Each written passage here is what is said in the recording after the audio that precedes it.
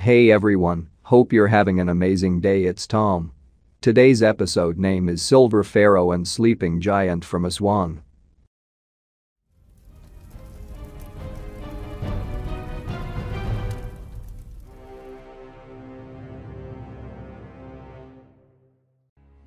Silver Pharaoh.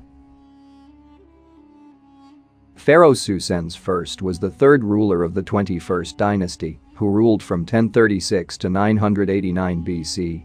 The name Susens means the star that appeared in Thebes. In 1939, World War II broke out in Europe. In the same year, in Tanis, Egypt, a French archaeologist named Pierre Montet made a discovery comparable to that made by Howard Carter almost 20 years ago when he discovered Tutankhamun's tomb.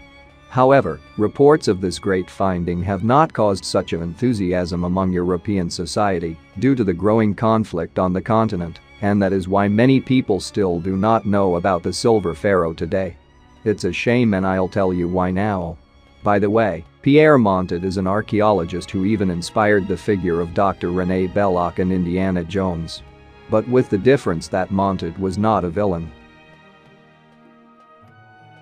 According to Montet, the Susens first funeral complex in Tanis, modern San El Hagar, contained miracles worth 1,001 nights. Pharaoh Susens I, until his discovery, was the only obscure ruler who ruled Egypt more than 3,000 years ago during one of its most difficult periods. During his reign, Egypt was a divided country between rival rulers in the north and south. The chief priest seized power and ruled over the southern region of Upper Egypt from Thebes, while the deposed pharaohs were expelled north to Tanis, where Lower Egypt was. From Tanis, Susens ruled for an impressive 46 years. A later study of Susens' skeleton revealed a hard-working man who suffered from debilitating rheumatic disease but still lived to be 80 years old. With such a weakened position in the country, it is only logical to assume that the pharaohs of the 21st dynasty did not have much power. However, the discovery of Susens' tomb refuted this assumption. The most amazing find in the tomb was without a doubt his solid silver coffin. Susens is therefore nicknamed the Silver Pharaoh. For the ancient Egyptians, gold was considered the flesh of the gods, while silver was considered their bones.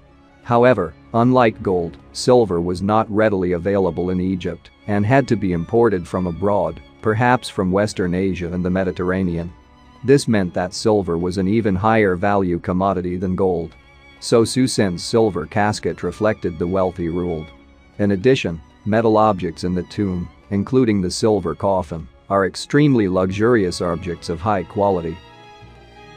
Susens' silver anthropoid casket was found in a pink granite casket, which in turn was enclosed in a granite sarcophagus. Interestingly, the granite sarcophagus once belonged to the 19th dynasty to Pharaoh Merenta, who succeeded Ramesses II.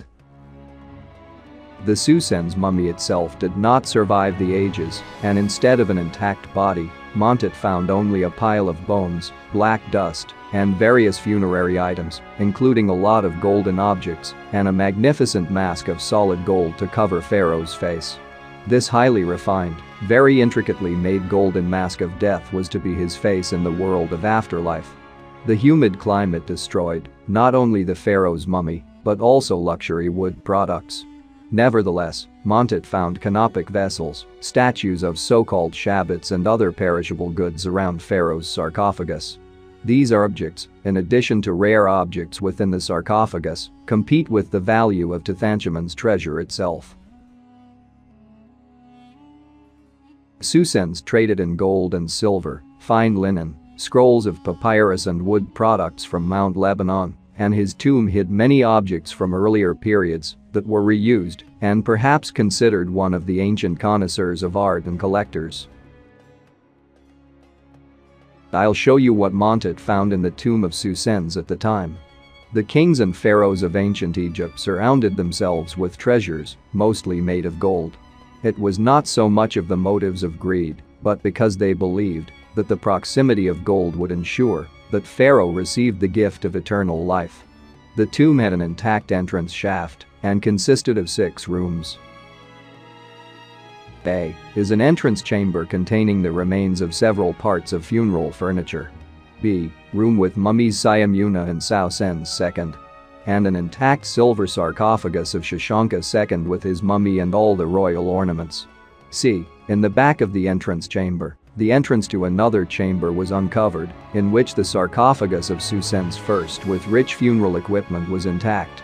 D. In the neighboring chamber originally intended for the wife of Susen's, Mutnajmut, was the sarcophagus of Pharaoh Amenemhat. E. In the side chamber was an empty sarcophagus of the son of Susen's first prince Ankefenmet. F. In 1946, in addition, the intact tomb of General Winjebonj was discovered, including a sarcophagus, along with a number of jewels and rich funeral equipment. This chamber was excavated by the Egyptologist Alexander Lezine. Susen's I has a certain timeless value for me, because he is a man who had to attain great wisdom during his long reign. He was the type of pharaoh who was looking forward to the afterlife in style.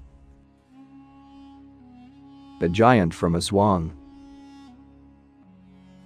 The largest known Egyptian obelisk is called the unfinished obelisk, which today can be found exactly where it was once partially carved from solid ground. It reveals the incredible engineering of ancient Egypt. The unfinished obelisk in Aswan lies like a sleeping giant in a granite bed. The gigantic monolith was made by order of Queen Pharaoh Hatshepsut from the 18th dynasty. This stone block was supposed to be a respectable 42 meters high and was 30% higher than the tallest obelisk until then in Egypt. Its weight is estimated at 1,200 tons. Unfortunately, this obelisk was never completed because probably during the process of removing the stone block from the mother bed, a huge crack appeared, which made the stone unusable. Official archaeologists think that the main tools used to shape this extremely large granite block were not chisels, as most people would think. Scientists believe that ancient Egyptian stonemasons used small round minerals called dolerite to pound the surfaces into roughly carved monoliths until all the inequalities were leveled. Dolerite is one of the few substances on planet Earth that is harder than granite, and most other rocks would simply disintegrate if they repeatedly hit granite. It has always confused me why the Egyptians decided to carve building stones and statues out of granite when there are much softer stones that are easier to work with. If you think it could be because the granite came from local nearby sources, you're wrong. The granite blocks used on the Great Pyramid of Giza were transported over 800 kilometers from the quarry to the construction site, from Aswan to Cairo, suggesting that distance played no role and that stonemasons chose to work with granite, perhaps because of its resilience or perhaps simply because of its color. Now I will tell you how scientists imagine that such an obelisk probably formed. When planning the creation of the obelisk, the builders looked for a suitable length of bedrock in the quarry without visible defects or cracks. Then, at regular intervals, they would create a series of small holes with copper tools, similar to a series of dashes. They also hammered sun-dried wooden wedges into these holes. These wooden wedges were then repeatedly watered with hot water, and over time they would gradually spread like a sponge, and the force generated by the expansion of the wet wood is strong enough to break the granite block from the bedrock. Then came the technique of pounding and leveling the surface with dolerite, as I mentioned a moment ago. Finally, sculptors and hieroglyphic artists decorated all four sides of the obelisk. So much for scientific theories. And now to change a little practice. Most amateur Egyptologists watch videos on YouTube trying to work for hours on a granite block using copper and bronze tools. And what would you say? Granite did not move. I would say that if she could, she literally laughed at such tools. Those who did this experiment kept changing and even had a blacksmith with them who constantly straightened crooked and blunt metal tools. It is perhaps not even necessary to state that the attempt with the cobbled dolerite stated that it turned out similarly. Although they managed to beat the granite a few millimeters, but certainly not smooth it, and it was also extremely exhausting work. I have not seen an experiment with soaked wood, and I do not prevent the wood from being able to break the stone under such conditions, even though I do not know how thick. But the biggest discrepancy in the whole theory of official scientists is the fact that no one has any idea how the ancient Egyptians could have dug around the obelisk such a deep and wide excavation in granite with copper and bronze tools. The wet wood method could not be used here. A fairly large number of amateur researchers, who are not afraid of retribution when they say something that is not taught, claim that these massive megaliths, not only here but also elsewhere, built ancient civilizations long before the Egyptians with very advanced technology. Numerous demonstrations on the stones themselves confirm this. Here in Aswan, for example, they are like using a large sharp ladle. With the tools available to the Egyptians, doing this simply carried it. In the end, I would quite like to know how such a huge, long, and heavy monolith the Egyptians transported, and how they subsequently lifted it. Evidently, archaeologists are still missing something significant, or it is being intentionally concealed. From my point of view, there are simply no more things sitting here at once, and I hope to see a day when we learn the truth. Thanks for watching this video, and if you like it, please remember to give it thumbs up. Leave comment below, I'd love to read from you, and if you're not subscribed, click subscribe, and also click the little bell icon so you'll immediately get notified of the next video that I publish.